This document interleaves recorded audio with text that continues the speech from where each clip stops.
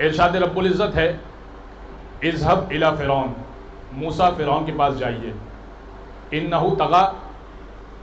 اس نے سرکشی کی، اس نے طغیانی کی، جائیے فرعون کے پاس۔ موسیٰ کہنے لگے قال رب اشرح لی صدری، میرے سینے کو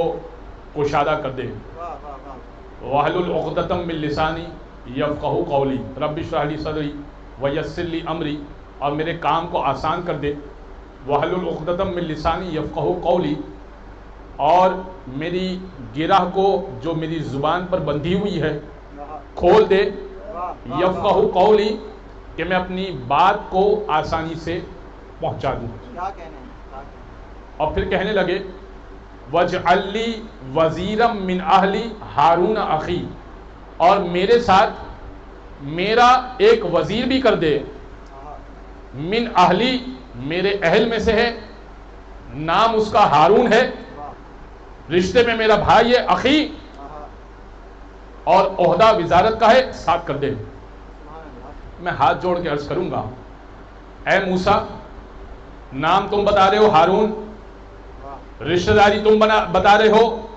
کہ اخی بھائی ہے، چچا بھائی تھے، اور اہلیت بتا رہے ہو کہ میرے رشتہ داروں میں سے ہے، دور کا نہیں ہے، رشتہ داروں میں سے، من اہلی،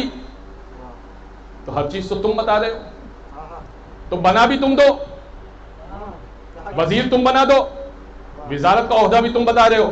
تو وزیر بھی تم بنا دو۔ تو موسیٰ یہی کہیں گے کہ بتا سکتا ہوں، بنا نہیں سکتا، بتا سکتا ہوں پروردگار کو، بنا نہیں سکتا۔ تو جو موسیٰ جیسا اپنا وزیر خود نہ بنا سکے تو محمد مصطفیٰ کے بعد چھوڑے ہوئے لوگ خود وزیر نہیں بنا سکیں گے۔